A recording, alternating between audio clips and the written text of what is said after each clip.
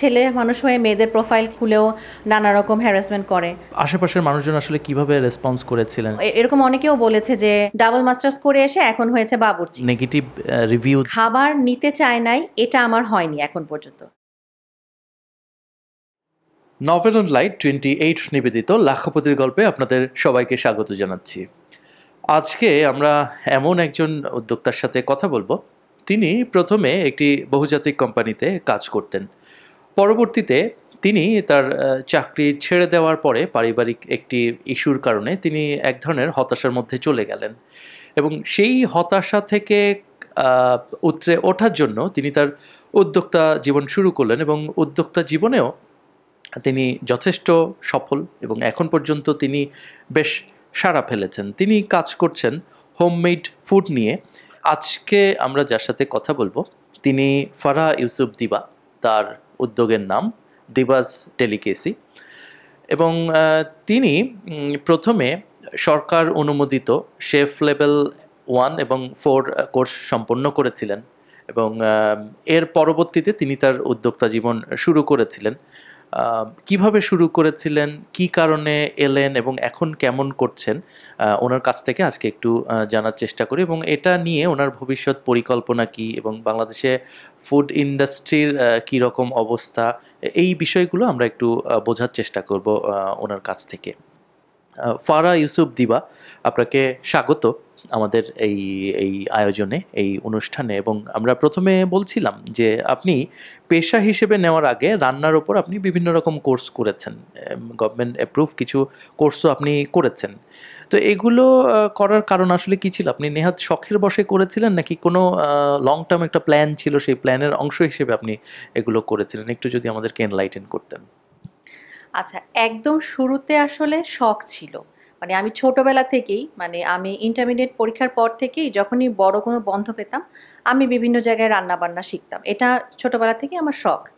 কিন্তু আল্টিমেটলি একটা পর্যায়ের পর, মানে ২০১৭ র পর আমি দেখলাম যে এটা শুধু শখ না, আমি এটাকে অন্য লেভেলেও নিয়ে যেতে পারি। কারণ আমি এমন অনেক কিছু হয়তো এর মধ্যে রান্না শিখে গেছি, যেগুলা হয়তো মানুষকে যদি আমি খাওয়াতে চাই, মানুষকে সেই টেস্টগুলো দিতে চাই, তাহলে আমি কাজ করতে পারবো। তখন আমি সেই জিনিসগুলার উপরে আরো উপরের লেভেলের কোর্স শুরু করলাম। যে আপনি পারিবারিক একটু ইস্যুর কারণেই আসলে এই উদ্যোক্তা জীবন শুরু করেন, তো কিভাবে এলেন? আমি ২০০৭ থেকে আ শুরু করে ২০১৮ পর্যন্ত ২ টো মাল্টিন্যাশনাল কোম্পানিতে চাকরি করেছি। কিন্তু ২০১৭ র শেষের দিকে আমি যখন জানতে পারলাম যে আমার বাচ্চাটা অন্য ১০ টা বাচ্চার মতো না, তখন বুঝতে পারলাম যে, আর ডাক্তাররাও বললেন যে আমার মা হিসাবে আমাকে ওকে প্রচুর সময় দিতে হবে। তখন আসলে মাল্টিন্যাশনালে জব করে তো বাচ্চাকে সেভাবে সময় দেওয়া আমার পক্ষে সম্ভব হতো না। কারণ সকাল ১০টা থেকে সন্ধ্যা ৬টা পর্যন্ত অফিস এবং আসতে যেতে রাস্তায় আরো ৩ ঘন্টা। সো আমি বাসায় আসতে দেখা যায় ২ ঘন্টা বাচ্চার সাথে খেলতাম, তারপর ঘুমিয়ে যেতাম। তো এইজন্য আমি পরে ডিসিশন নিয়েছি যে আমাকে তো চাকরি ছাড়তেই হবে। তো যখন আমি ডিসিশনটা নিলাম, তখন আমি আসলে মোটামুটি একটা ডিপ্রেশনে চলে যাই। কারণ এত বছর আমি চাকরি করেছি, মানে আমি তো পাশ করার পর থেকেই চাকরি করেছি। সো কিভাবে কি করা যায়, কি করব? তখন আমার খুব ক্লোজ ফ্রেন্ড প্লাস কলিগ, ওদেরকে আমি জিজ্ঞেস করলাম, ওদের সাথে আলাপ করলাম যে কি করা যায়? তখন তারা আমাকে বলল যে, রান্না তো আমার হবি। রান্না করা আমার খুব শখ এবং আমি রান্না করে মানুষকে খাওয়াতেও খুব ভালোবাসি। তো আমি, মানে ওরা বলল যে, "Why don't you try this?" তো আমি তখন চিন্তা করে দেখলাম যে আচ্ছা ঠিক আছে, এটা তো করা যেতে পারে। তখন আমি ২০১৮ সালের এপ্রিল মাসে আমি সবকিছু করে আমি শুরু করলাম। শুরু করে তো মানে ওভাবেই শুরু। তখন আমি আস্তে, আস্তে ডিপ্রেশন থেকে বের হয়ে আসলাম। তখনও আমি অবশ্য চাকরিতে ছিলাম। কারণ আমি একদম ছেড়ে দিয়ে করতে চাই নাই। আমি জুন পর্যন্ত চাকরি করেছি। আর এদিকে আমার এপ্রিল থেকে আমি কাজটা শুরু করেছি।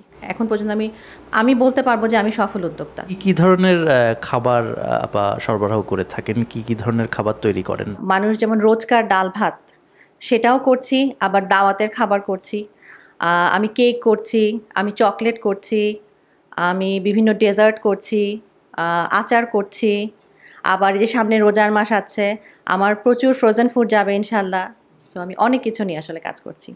আপা, অনেক সময় দেখা যায় যে খাবারের যদি আপনি মান ঠিক রাখতে চান, সেই ক্ষেত্রে মানে দাম যদি আপনি কম দামে দিতে চান, তো মানের ক্ষেত্রে আসলে আপনাকে অনেক সময় কম্প্রোমাইজ করতে হয়। মানে খুব একটা এক্সাম্পল যদি আপনাকে দেই, ধরুন হোটেলে হচ্ছে পুরি ভাজা হচ্ছে, আপনি এক তেলে যদি বারবার ওই পুরি আপনি ভাজতে যান, তাহলে সেটা তো আসলে খুব হাইজেনিক হয় না, এটা খাবারের মানটা নষ্ট হয়ে যায়।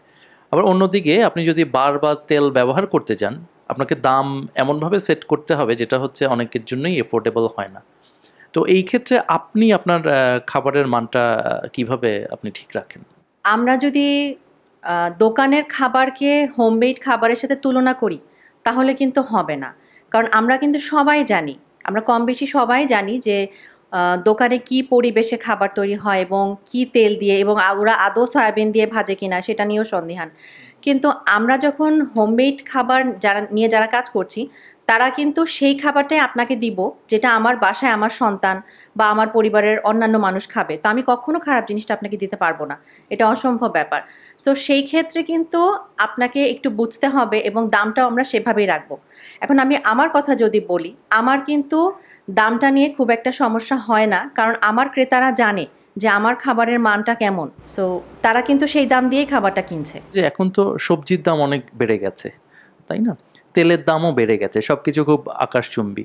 তো আপনাকে যদি ওগুলো ঠিকঠাক রাখতে হয়, আপনার খাবারের মানটা যদি ঠিক রাখতে হয়, হয়তো একটু কম দামি জিনিস কিনতে হতে পারে। সেটা আপনি বাসার জন্যও তৈরি করেন, সেটা বাইরের জন্যও তৈরি করেন। তো আপনি কি আপনার ওই খাবারের মানটা কি ঠিকঠাক রাখতে পারছেন? না ভাইয়া, এখানে কথা হচ্ছে কি, যেমন আমার কিন্তু আগে যা দাম ছিল, আমাকে কিন্তু এখন সবকিছুর দাম একটু প্রাইস বাড়াতে হয়েছে। কারণ হচ্ছে এখন আলটিমেটলি তেল বলেন, মসলা বলেন, পেঁয়াজ বলেন, সবকিছুর দাম ঊর্ধ্ব। তো কাস্টমাররাও সেটা জানে। এখন এটা নিয়ে কিন্তু কাস্টমারের কোনো কমপ্লেন নাই। দাম কমানোর জন্য পচা জিনিস ইউজ করা বা আ কম দামি তেল ইউজ করা, সেটা আমি করি না, করবও না আসলে। খাবারের মান ঠিক রাখার জন্য, টেম্পারেচার ঠিক রাখার জন্য নিজে সবকিছু তদারকি করেন, হ্যাঁ? এখন আপনি চুলো থেকে খাবারটা নামালেন। নামানোর পরে আপনার যে কাস্টমার এন্ডে পৌঁছানোর কিছুটা সময় আছে। ধরুন আপনার কাস্টমার যে খাবারটা পেলো এটা হচ্ছে ঠান্ডা খাবার। আ সে হয়তো সেটা এক্সপেক্ট করছে না। সে হয়তো গরম খাবার এক্সপেক্ট করছে। তো আপনি এই যে চুলো থেকে নামানোর পরে কাস্টমারের কাছ পর্যন্ত পৌঁছানো অবধি যে সময়টা, এই সময়টায় আপনার প্রিপারেশন কিরকম থাকে? আচ্ছা, এখন কথা হচ্ছে, একজন কাস্টমার যদি ধরেন, আমি মিরপুর ডিওএইচএস থেকে কাজ করি। আমি আপনার ইন্টারভিউ অফিসে খাবার পাঠাবো। এখন আপনি যদি এক্সপেক্ট করেন যে আপনাকে আমি গরম খাবার পাঠাবো, তাহলে কিন্তু আল্টিমেটলি আপনাকে ব্যাকটেরিয়া সমৃদ্ধ খাবার খেতে হবে। কারণ দূরত্বটা অনেক। তারপরে হচ্ছে যে রাইডার, সে তো এসি গাড়ি দিয়ে আপনাকে খাবার ডেলিভারি দিবে না। সে আসবে সাইকেল দিয়ে অথবা বাইক দিয়ে। সো বা রাস্তায় প্রচণ্ড রোদ। তো আর আমি যদি আপনি দুপুর ১ টায় খাবারটা খাবেন, আমি ধরেন ওকে খাবারটা আমাকে হ্যান্ড ওভার করতে হবে ১০টা ১০:৩০ মধ্যে। সো সেই খাবার যদি আমি গরম প্যাক করি, প্রথমত কথা হচ্ছে, যদি আমি ওয়ান টাইম যে বক্সটার মধ্যে খাবারটা দিব, সেটা কিন্তু যতই আমি ফুড গ্রেডেড ইউজ করি না কেন, সেটা কিন্তু প্লাস্টিক। সেটাকে আমি যদি গরম খাবার দেই, সেখানে একটা ক্ষতি করছি আমি। তারপরে যদি গরম খাবারে ঢাকনা লাগাই, আপনার কাছে আসতে, আসতে আপনি জানেন কি না জানেন, সেটার মধ্যে কিন্তু ব্যাকটেরিয়া জন্মানো শুরু হবে। সো আমি যেটা করি কি, যে খাবারটা প্রথমত হচ্ছে ওয়ান টাইম বক্স কিন্তু আমি ধুয়ে নেই। এটা সবাই করে কিনা আমি জানি না, কিন্তু আমি করি। আমি ওটা বক্সটা আগে ধুয়ে নেই, তারপরে হচ্ছে সেটার মধ্যে আমি খাবারটা বাড়বো এবং খাবারটা গরম ভাপটা উঠে যাওয়ার পরে আমি ঢাকনা লাগাবো। এতে করে হবে কি, যে আপনার এখানে যখন খাবারটা আসবে, তখন কিন্তু এটার মধ্যে ব্যাকটেরিয়া জন্মানো শুরু হবে না। হ্যাঁ, তবে খাবারটা গরম আসবে না। তো এখন তো লাইফ অনেক ইজি। আপনার এখানে আসলো, আপনি একটু মাইক্রোওয়েভে গরম করে খাবারটা খেলেন। তাতে কিন্তু আপনার আর ব্যাকটেরিয়া খেতে হচ্ছে না। সো এটা কিন্তু আপনার আমার দুজনের জন্যই ভালো। খাবারের ক্ষেত্রেই যে মান নিয়ন্ত্রণের যে বিষয়টি, এটি আপনি চেষ্টা করছেন এটি ঠিকঠাক রাখার। তো আপনার কি মনে হয় যে আমাদের এখানটায় যারা ভোক্তা আছে, তাদের কি এই ফুড এই সেন্সটা আছে যে কোন খাবারটা ভালো? যেমন একটু আগে আমরা আপনার সাথে আলাপ করার সময় জানছিলাম যে সবজি যে আমরা কাটছি সেটা ঠিক সঠিক প্রসেসে কাটছি না, মানে সংরক্ষণও সঠিকভাবে করছি না। তো সঠিক সংরক্ষণ পদ্ধতিটা আসলে কি? কিভাবে হওয়া উচিত? না ভাইয়া, এটা আসলে এখনো আমরা অনেকেই জানি না। খুব কম সংখ্যক মানুষ এখনো আমরা জানি যে আমরা যে সবজিটা খাচ্ছি, সবজিটা কিন্তু যখন এটার খোসাটা থাকবে, এটার উচিত হচ্ছে খোসা সহ ধুয়ে নেয়া। আর এখন এই বর্তমান পরিস্থিতির কারণে যেটা বলছে যে একদম ডুবন্ত পানিতে সিরকা দিয়ে কিছুক্ষণ ভিজায় রাখতে 20 মিনিট বা 30 মিনিট। তারপরে সেটা পানি থেকে উঠায় আবার ভালো পানি দিয়ে ধুয়ে সেটা ছিলে কেটে তারপর রান্না করতে। কিন্তু আমরা অনেকেই যেটা করি কি, আমরা সবজিটা কাটার পরে তারপরে সেটা ধুই। তখন হয় কি ভিটামিনটা কিন্তু অনেকটাই পানির সাথে চলে গেল। তারপরে আমরা সেই সবজি রাঁধছি সেটা খাচ্ছি। সো আল্টিমেটলি আমরা ভিটামিনটা অর্ধেকটা ফেলে দিয়ে শুধু ছাবাটা খাচ্ছি। সো এতে কিন্তু আমাদের আসলে বলছি আমরা সবজি খাচ্ছি কিন্তু আল্টিমেটলি লাভ কিন্তু হচ্ছে না। সো এটা এখনো আমরা অনেকেই জানি না। আপা, খাবারের ক্ষেত্রে খাবার নিয়ে কাজ করা তো একটু ঝুঁকিপূর্ণ। কারণ একেকজনের স্বাদের যে বিষয়টা, এটা তো খুব রিলেটিভ একটা ব্যাপার। একেকজন একেক রকম স্বাদ পছন্দ করে। কেউ কম ঝাল পছন্দ করে, কেউ বেশি ঝাল পছন্দ করে, কেউ টক খেতে পছন্দ করে, কেউ মিষ্টি খেতে পছন্দ করে। তো আপনি এটা নিয়ে কাজ করছেন। আপনার খাবারের ব্যাপারে কাস্টমারদের ফিডব্যাক কিরকম থাকে?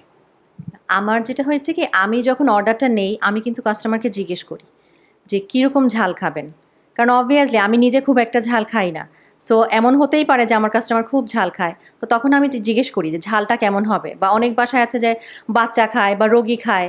তো তাদের তো আবার ঝাল দেয়া যায় না। সো আমি কাস্টমাইজ যেহেতু অর্ডার করি আমি আগে থেকেই জেনে নিই যে কার টেস্ট কীরকম।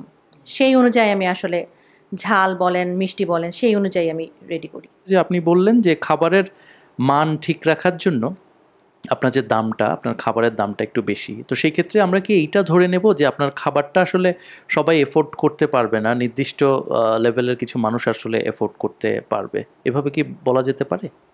না ভাইয়া, এটা হয়েছে কি যে খাবারের দাম কিন্তু খুব বেশি হয় না আসলে। আপনি যতই বলেন না কেন, এখন ধরেন আপনি বাজার থেকে কিনবেন সেই খাবারটা হতে পারে আপনার ৳১০০। আর আমার গিয়ে লাভ-টাভ রেখে সবকিছু করে আমার কাছ থেকে পড়ছে হচ্ছে ৳১৫০। তো এটা কিন্তু আপনি কিনতেই পারেন এবং আপনি যদি সচেতন হন এবং আপনি যদি চান যে আপনি এবং আপনার পরিবারের মানুষজন খুব ভালো খাক, আ স্বাস্থ্যকর জিনিস খাক, তাহলে কিন্তু আপনি অবশ্যই ৳১৫০ দিয়ে জিনিসটা কিনবেন, খাবারটা কিনবেন। দুটো বহুজাতিক কোম্পানিতে আপনি কাজ করেছেন। সেখান থেকে আপনি খাবারের বিজনেসে চলে এলেন। তো আশেপাশের মানুষজন আসলে কিভাবে রেসপন্স করেছিলেন? সেটা কি খুব ইতিবাচক ছিল নাকি অনেকে টিকা-টিপ্পনিও কেটেছে? কলিগের মধ্যে থেকে কিন্তু আমি কোনোরকম ওরকম ব্যাড কোনো কমেন্ট কিছু পাইনি। উল্টা যেটা হয়েছে সবসময় ওরা আমাকে সাপোর্ট করেছে। আমার কাছ থেকে সবসময় খাবার কিনেছে তারা। এখনো কিনছে। কিন্তু হ্যাঁ, সত্যি কথা যেটা পেয়েছি, অবশ্যই পেয়েছি সেটা হচ্ছে আত্মীয়দের মাঝ থেকে। মানে খুব ক্লোজ না, একটু দূরের আত্মীয় এরকম অনেকেও বলেছে যে ডাবল মাস্টার্স করে এসে এখন হয়েছে বাবুর্চি। এই কথা আমি নিজেও শুনেছি। কিন্তু আল্টিমেটলি যখন ৩ মাস ৪ মাসের মাথায় আমার খুব ভালো অবস্থানে চলে গেল, আমার সেল প্রচুর সেল আমার। আ তখন কিন্তু আর ছিল না। মানে মুখ বন্ধ হয়ে গেছে। এখন আর আসলে ওরকম করে না। এখন তারাই বরঞ্চ আমার কাস্টমার হয়ে গেছে। তারা আমার কাছ থেকে খাবার কিনে খায়। আপনার এখন মাসে সেল কিরকম আছে? আপনি শুরু করেছিলেন কত টাকা দিয়ে? এক্সাক্ট ফিগারটা বলার দরকার নেই। মানে অ্যাপ্রক্সিমেট একটা ফিগার যদি বলেন। আমার শুরুটা খুবই ভালো ছিল। কারণ যেহেতু আমি এপ্রিল মাসে শুরু করেছিলাম, আমার ১ম মাসেই 50 প্লাস ছিল। আর এখন হচ্ছে কি যে এটা ডিপেন্ড করে। একেক মাসে একেক রকম। যেরকম হচ্ছে তারপরেও বলতে পারবো যে 30 থেকে 40, কখনো 40 প্লাসও যায়। এরকম একটা এভারেজ রেঞ্জের মধ্যে থাকে। যেমন রোজার মাসে কিন্তু ভালোই হবে। কারণ রোজার মাসে প্রচুর ফ্রোজেন ফুড যায়। আর এখনকার মানুষ যেহেতু সচেতন, তারা কিন্তু আর দোকানের ফ্রোজেন ফুড খায় না। তারা কিন্তু হোমমেড ফ্রোজেন ফুডটাই পছন্দ করে। আপা, অনেক সময় কি এরকম হয় যে আপনি আপনার প্রোডাক্ট ডেলিভার করলেন, কিন্তু যখন আপনার ডেলিভারি হলো, যিনি ভোক্তা তিনি ওই প্রোডাক্টটা নিতে চাইলেন না, হ্যাঁ? অথবা ধরুন কল করে তাকে পাওয়াই যাচ্ছে না। তো এই ধরনের সিচুয়েশন কি হয় কিনা? অথবা কাস্টমার যদি কোনো নেগেটিভ রিভিউ দেয়, সেক্ষেত্রে আপনি তাদেরকে কিভাবে কাউন্সেলিং করেন? আচ্ছা, খাবার নিতে চায় নাই এটা আমার হয়নি এখন পর্যন্ত। আসলে এখনো পর্যন্ত ৪ বছর হতে চললো, এখনো হয়নি। কিন্তু এটা হয়েছে যে যেহেতু আমি আগে অ্যাডভান্সটা নিতাম না, এখনো পরিচিতদের কাছ থেকে অ্যাডভান্স নেই না। কিন্তু একদম আননোন হলে আমি নেই এখন। কিন্তু একজন আননোন মানুষ যেটা হচ্ছে খাবারটা রিসিভ করেছে কিন্তু সে খাবারের বিল আজ অব্দি আমাকে দেয় নাই এবং আমাকে ব্লক করে দিয়েছে। এটা হয়েছে। আর ২-১ টা ডেলিভারিতে যেমন কাপকেক যখন ডেলিভারি গেছে ২-১ টা সময় হয়েছে যে ডেলিভারি ম্যানের কারণে কাপকেক একদম বরবাদ হয়ে গেছে। মানে ক্রিম লেপ্টে একদম শেষ। তো সেক্ষেত্রে যেটা হয়েছে কি কাস্টমার নেগেটিভ রিভিউ দেয়নি, কিন্তু আমি চেষ্টা করেছি আমি তাদেরকে পরবর্তীতে আবার সেই খাবারটা পাঠাতে, এই জিনিসটা আমি ট্রাই করি। তো এটাও কিন্তু এক ধরনের কাস্টমার স্যাটিসফ্যাকশন, কাস্টমারকে আপনি কিভাবে স্যাটিসফাই করতে পারেন এটাও আমাদেরকে চিন্তা করতে হবে। হয়তো আমার সাময়িক লস হয়েছে, কিন্তু তারপরেও কারণ সে তো আমার কাপকেকটা তার বাচ্চার জন্য দিয়েছিলাম, সে আমার কাছ থেকে কিনে নিয়েছে, সে তো দিতে পারে নাই, তো এটা আমার দায়িত্ব যে আমি তাকে আবার পরবর্তীতে পাঠাই। বাংলাদেশে যে অনলাইন বিজনেস, এটা কি খুব স্মুথ? কাস্টমাররা কি রেডি আছে এটার জন্য? অথবা যারা আপনারা এটা নিয়ে কাজ করছেন তারাও কি প্রপার সার্ভিসটা দিতে পারছে কিনা? আপনার আপনার সামগ্রিক মূল্যায়নটা কি, যেহেতু আপনি বছর চারেক এই সেক্টরে কাজ করছেন, আসলে আপনার কি মনে হয় এটাকে আরো ভালো করার জন্য কি করা যেতে পারে? না, প্রথমত হচ্ছে যে অর্ডার করছে এবং যার কাছ থেকে আমি কিনছি একটু দেখে নিতে হবে। কারণ খাবার নিয়ে কাজ করলেও সবাই কিন্তু আসল না। মানে অন্যান্য বিষয়টায় তো আরো বেশি। যেমন জামা কাপড়ে অনেকেই টাকা নিয়ে দেখা যায় যে হাওয়া কাজ আর পাওয়া যায় না। খাবার নিয়েও এরকম আছে অনেকেই। কিন্তু আপনাকে দেখতে হবে। এটা এটা কিন্তু কাস্টমার বলেন আর বলেন মানে বিক্রেতা বলেন, দুজনকে একটু সতর্ক থাকতে হবে। আপনি কাস্টমার হলে আপনি আগে দেখবেন যে পেজটা কতদিনের হয়েছে, কতগুলো রিভিউ আছে, আসলেই কি সে উদ্যোক্তা না জাস্ট এমনি করছে। আর আমি যখন ক্রেতা, তখন আমি না মানে যে ক্রেতা, আমি যখন বিক্রেতা, আমি তখন দেখব যে আচ্ছা যে নক করেছে সে কি আসলেই ক্রেতা? এমনও তো হতে পারে এটা ফেক আইডি। তো আপনি কালকে আইডি খুলেছেন, আজকে আপনি আমাকে অর্ডার দিয়ে আমার একটা বিশাল লস করায় দিলেন। সো সেটা হতে পারে। সো আমাদেরকে সচেতন হতে হবে। নিজেরা যখন সচেতন হব তখন দেখব যে এই প্রবলেমগুলো কমে আসছে। আমি সেটাই জিজ্ঞেস করছিলাম, এই যে সচেতনতার কথা বলছেন, মানে এটা কিভাবে সচেতন হব? জাস্ট পেজ চেক করে নিব? মানে এটার মানে স্টেপগুলো আসলে কি হতে পারে? মানে রিভিউ দেখবো, পেজ চেক করে নিব, এই পর্যন্ত, নাকি আরো কিছু আছে আসলে? না, আপনার প্রোফাইলটাও তো চেক করতে হবে।